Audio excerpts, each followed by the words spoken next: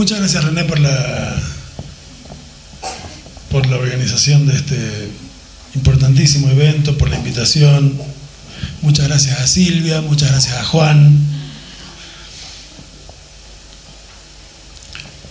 Muy agradecido también de poder estar aquí en el Jardín Huahuahuasi, al que nos gustaría expresar, además de nuestra gratitud, todo nuestro reconocimiento y toda nuestra solidaridad. Muchas gracias también por llamar a estas jornadas binacionales y por llamarlas primeras. Esto último me parece auspicioso.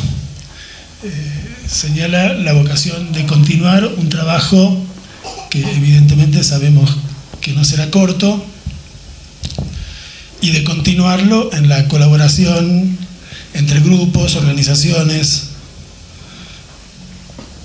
de dos países. Eso me parece particularmente importante. Y me parece particularmente importante pensar allí la función de nuestras universidades también.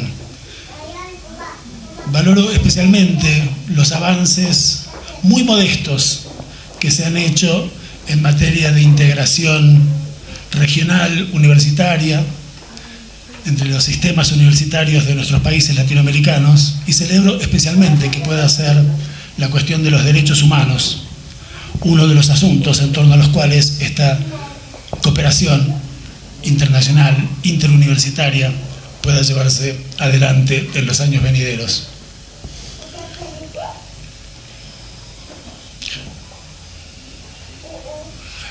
Vivimos, en efecto, como decía Gaby, vivimos tiempos difíciles, tiempos duros, tiempos de peligro para nuestra vida democrática, para nuestra vida colectiva.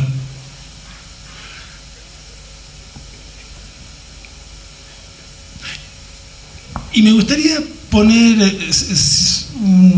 dedicar unos minutitos nomás a considerar dos asuntos que me parece que hoy, en cierta discursividad política, en cierta retórica política dominante en la Argentina, señalan distintas dimensiones de este peligro que tenemos que enfrentar.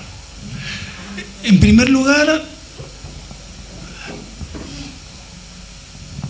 está en peligro hoy en la Argentina la idea fundamental para la representación que nos hacemos de lo que es una vida democrática, de los derechos. Y Gaby hablaba de la palabra derechos. La idea de derechos es una idea fundamental en nuestra representación sobre qué cosa es una sociedad democrática. Yo diría que la idea de derechos es una idea fundamental, como la idea de libertad es una idea fundamental. Y hoy ambas están siendo severamente maltratadas. Una es vociferada a los gritos, irreflexiva y torpemente, pensada apenas como la libertad de los sujetos más poderosos del mercado, pensada apenas como la libertad del capital y no como la libertad de los ciudadanos y como la libertad colectiva del pueblo, que es otro nombre para decir la soberanía. La otra, la palabra derecho, es insultada cotidianamente y especialmente en los modos, corrijo esto último que acabo de decir, hay un derecho que se reivindica mucho en el discurso oficial hoy en la Argentina, uno solo, el derecho a la propiedad privada. Ese derecho se reivindica, se subraya. Los demás son considerados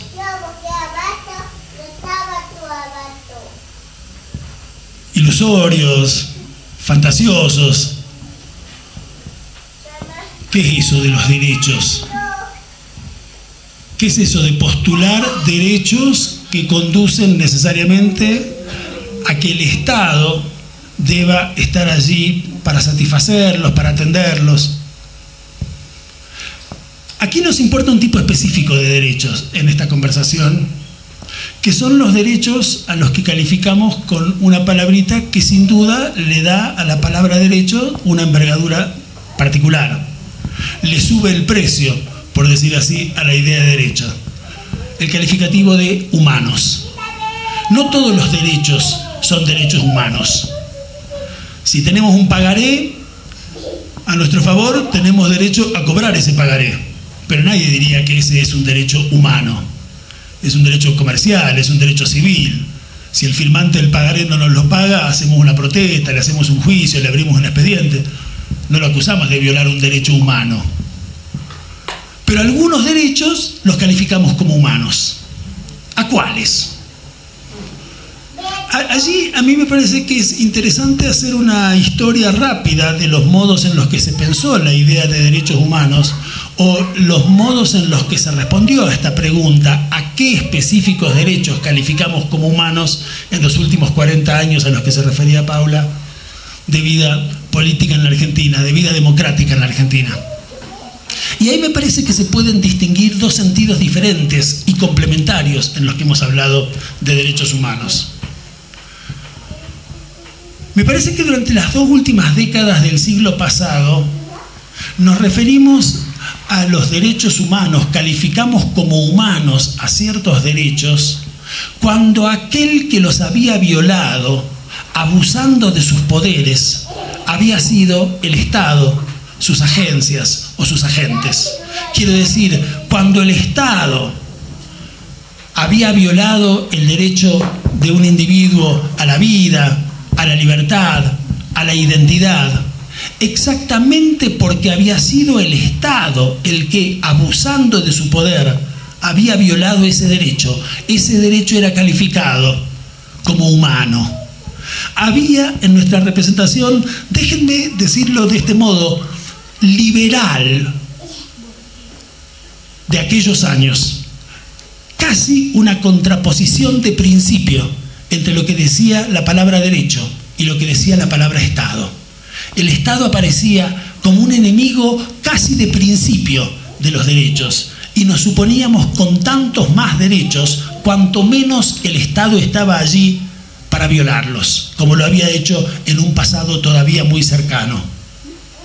Esa idea de los derechos humanos, esa idea que podemos llamar negativa o liberal de los derechos humanos, es fundamental. El Estado terrorista violó demasiados derechos de demasiados individuos en la Argentina y esa violación sistemática de derechos está siendo hoy reivindicada por el discurso que analizaba René de un modo demasiado estridente como para que no nos preocupe mucho recuperar ese tipo de reflexión sobre la cuestión de los derechos humanos. Tenemos que estar muy alertos a la violación de los derechos de los individuos, de los ciudadanos, de las ciudadanas, por las fuerzas estatales. Pero al mismo tiempo hemos ido incorporando a nuestra reflexión sobre los derechos humanos un poco más acá en el tiempo, yo diría desde comienzos del siglo XXI, una segunda idea que nos permite hablar de otro tipo de derechos humanos, complementarios de los primeros, no opuestos a los primeros, que son aquellos derechos que, para decirlo de un modo rápido, no le pedimos al Estado que se abstenga de violar, sino que al contrario, le reclamamos al Estado que esté allí para garantizarnos. ¿No? Tanto en una definición como en la otra, el Estado tiene todo que ver con las razones por las que calificamos como humano un derecho. Pero en un caso, lo hacemos para decir, este derecho humano fue violado por el Estado que nos secuestró, que nos torturó, que nos mató. En el otro caso decimos, Estado, vos tenés que estar allí para garantizar unas cosas que consideramos que son derechos, es decir, que no hay derecho a que no lo sean, y que el mercado o las fuerzas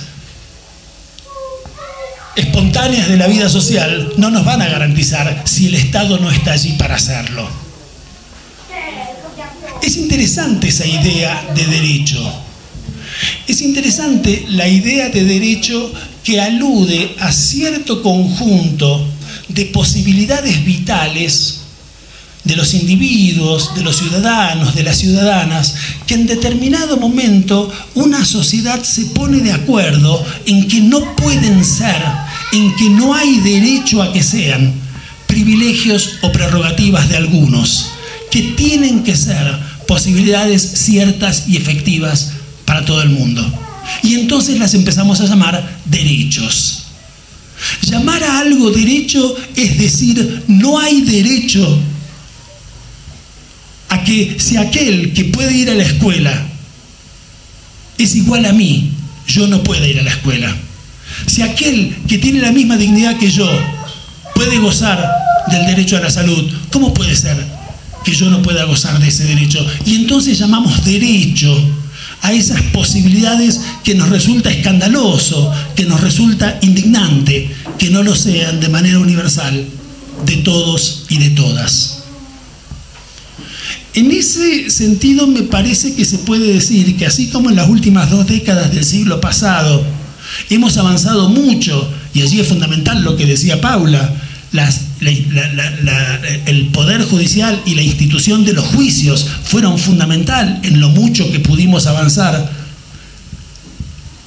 en relación con los derechos humanos que habían sido violados por el Estado dictatorial precedente. En los primeros años, en las primeras décadas, en lo que va, digamos así, de este siglo, hemos podido avanzar mucho, me parece, no solo en la reflexión sobre, sino incluso en la legislación de un conjunto de derechos humanos que no nos imaginábamos hace 30 o 40 años que iban a poder ser calificados de esa manera y que hoy nos resultaría escandaloso, aberrante, que alguien dijera, no, ¿por qué alguien tiene que tener derecho a esto?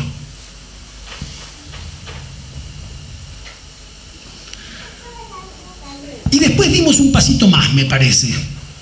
Después dimos un pasito más que consiste en pensar que muchos de esos derechos humanos positivos, que insisto, son aquellos que le reclamamos al Estado que nos garantice, cuando decimos que la salud es decir, debe ser un derecho humano universal, lo que estamos diciendo es, y el Estado tiene que levantar los hospitales y garparle los salarios a los médicos y a los enfermeros para que sea en efecto, para que sea de hecho el derecho que si no sería puramente nominal o declarativo, si el Estado no estuviera allí para garantizarlo.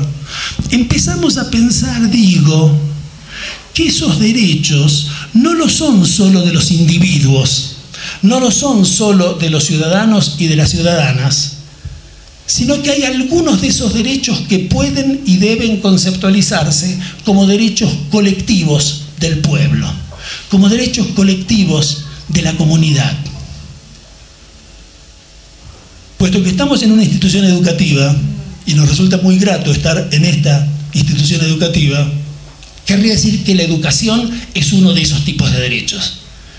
El derecho a la educación no es solamente un derecho de los individuos, no es un derecho de los niños y de las niñas, no es solamente un derecho de los y las adolescentes, no es solo un derecho de los y las jóvenes que tocan a las puertas de nuestras instituciones universitarias y a cada uno de los cuales nosotros tenemos la obligación de garantizarle el ejercicio efectivo de ese derecho que en efecto los asiste. Además de ser un derecho de cada uno de esos niños, de esas niñas, de esos adolescentes o de esos jóvenes, de esos ciudadanos y de esas ciudadanas, la educación es un derecho colectivo del pueblo que, entre otras cosas, pagando sus impuestos, sostiene el sistema educativo público en la Argentina y que tiene que tener el derecho a recibir de ese sistema educativo los egresados que ese pueblo necesita, los profesionales que ese pueblo necesita, los conocimientos que ese pueblo necesita, las investigaciones que ese pueblo necesita para mejorar su calidad de vida, para mejorar la calidad de sus conversaciones colectivas.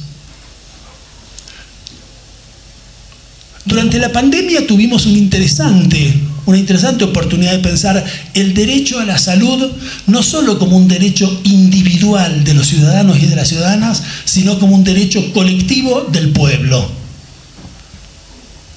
Y hubo discusiones que no dejaron de tener su interés teórico y político muy grande. ¿Tengo o no tengo derecho a salir de mi casa porque estoy harto de estar encerrado y de estar con el barbijo y de toser en el espacio público como me dé la gana? No, no tengo ese derecho individual, porque hay otro derecho que no es el de mi vecino, que es el del pueblo. No se trata del postulado perfectamente liberal individualista de que mi derecho individual termina donde empieza el derecho individual del otro. Se trata del postulado republicano mucho más importante de que mi derecho individual no tiene ningún sentido sino inscripto en el derecho colectivo del pueblo del que formo parte. Entonces hay un derecho del pueblo a la salud, hay un derecho del pueblo a tener un ambiente saludable, hay un derecho del pueblo a la educación en todos sus niveles. Y allí nos encontramos entonces con el otro asunto que había anunciado. Y nos encontramos, es interesante, conversábamos el otro día con Paula de esto, nos encontramos con eso al final del camino. Hablamos de derechos de primera generación, después hablamos de derechos de segunda generación y después decimos derechos de tercera generación, los del pueblo. Encontramos al pueblo, encontramos a la comunidad al final de un camino de reflexiones. Occidente es genial, encuentra a la comunidad al final. Y nosotros acabamos de participar de una ceremonia muy interesante, muy emocionante y muy instructiva para quienes desconocíamos su significado, que nos revela que lejos de estar al final, la comunidad está al comienzo. Por eso es tan absurda, tan mezquina y tan reaccionaria la idea de que una sociedad no es otra cosa que la suma de los individuos que la integran, de la suma de los átomos individuales que la integran. Por eso es tan abominable la idea, que no se cansan de citar altos funcionarios de este gobierno, de que no existe tal cosa como la sociedad, de que la sociedad no es más que un conjunto de individuos. Esa idea es una idea muy disparatada. La sociedad es un conjunto de...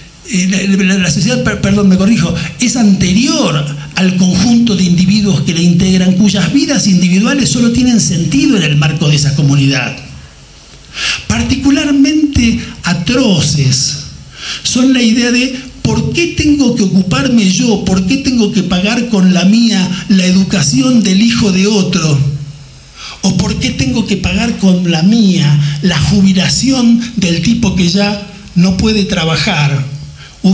Se hubiera ocupado de ahorrar, se hubiera ocupado el papá de pagarle una escuela. Son particularmente aborrecibles esas expresiones de la incomprensión, de la centralidad de la comunidad frente a los individuos que la integran, porque allí lo que está en juego es otra dimensión de la vida comunitaria, que está en juego también en todo lo que estamos conversando acá, que es cierta relación intergeneracional de la que está hecha también una comunidad.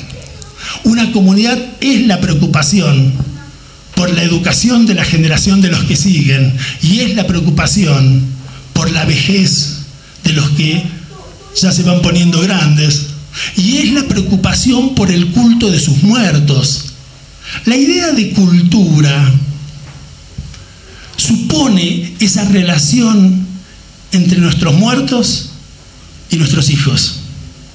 La idea de cultura viene de un verbo latino, la palabra cultura viene de un verbo latino que alude a la acción de abrir la tierra. Y abrimos la tierra para enterrar en ella a nuestros mayores, a los que les rendimos culto, y para cultivarla, fecundada por los cuerpos de nuestros muertos queridos, para darle de comer a nuestros hijos y a los hijos de nuestros hijos. Entonces la idea de cultura mira siempre hacia el pasado y hacia el futuro. A eso se refería también Paula en su intervención, a esas tres caras del tiempo, como decía Borges: el pasado, el presente y el futuro. Y no hay comunidad sin esa relación del presente con el pasado del que viene, con el futuro que va surgiendo de su propio seno.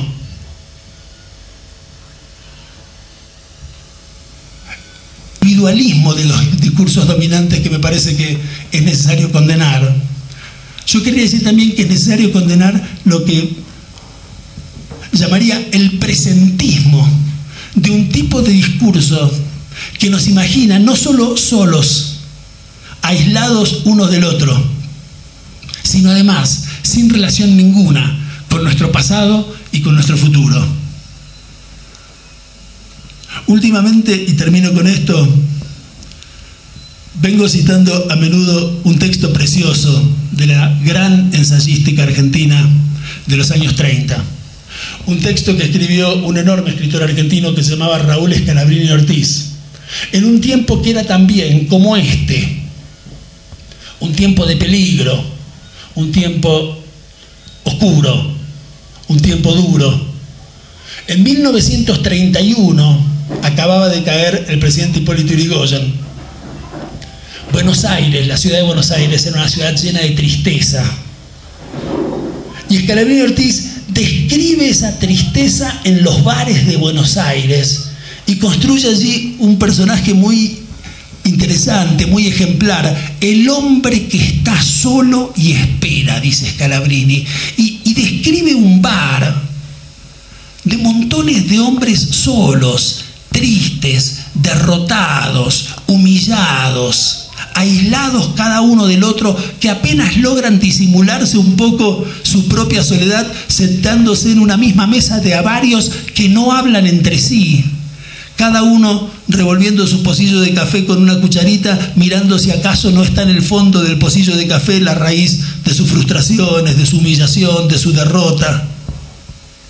Están solos, como nosotros hoy en la Argentina, con mucha frecuencia nos sentimos solos. Como el discurso dominante hoy en la Argentina nos invita a pensarnos solos y despreocupados por el vecino, y despreocupados por la jubilación del viejo de la casa de al lado, y despreocupados por la educación del chico de la otra casa. Cada uno solo. Ahora, esos hombres que en el 31 revolvían su pocillo de café y a los que Scalabrini describía estando solos, eran los hombres que en 1890 habían hecho una revolución en Buenos Aires, que en 1905 habían hecho otra revolución en Buenos Aires, que en 1916 habían formado parte de una jornada electoral extraordinaria en Buenos Aires. Cargaban también esas memorias consigo, eran también esas memorias, incluso si solo lo sabían oscuramente. Y 11 años después, esos hombres que estaban solos, 14 años después, esos hombres que estaban solos revolviendo su pocillo de café, saldrían de los bares tristes de Buenos Aires y se sumarían a una enorme multitud. Y Scalabrini Ortiz escribiría la crónica más hermosa que se haya escrito jamás de ese día, el 17 de octubre de 1945. Y acuñaría en esa crónica preciosa en la que describe esa marea humana, un pueblo, una multitud, dice Scalabrini, heteróclita, polícroma, de hombres diferentes unos de otros, pero unidos en un grito común y en una misma fe. Y acuña allí entonces Scalabrini la frase: eran el subsuelo de la patria sublevado. Esto es, eran aquellas viejas luchas, el 90, el 5, el 16, que a lo mejor en el 31 tenían un poco olvidadas, tan grande había sido el masazo del año previo, pero que aparecieron de nuevo allí cuando los hombres dejaron de revolver el pocillo de café y se sumaron a una gran épica colectiva. Contra el presentismo, me gustaría decir que nunca somos solamente lo que somos, que nunca somos solamente las fuerzas lo que las fuerzas que nos han traído hasta este punto de nuestro presente han hecho de nosotros, que somos eso, sin duda, pero también somos la memoria de las viejas luchas y la esperanza, la espera. Es muy interesante el título de Scalabrini, el hombre que está solo pero espera. Nosotros que hoy tenemos buenos motivos para sentirnos derrotados, para sentirnos amenazados, para sentirnos en peligro. Tenemos muchos motivos y este hecho extraordinario de esta tarde de hoy en La Quiaca es uno de ellos, para tener esperanza también de que no sea el futuro la pura repetición de este presente verdaderamente preocupante que atravesamos. Muchas gracias.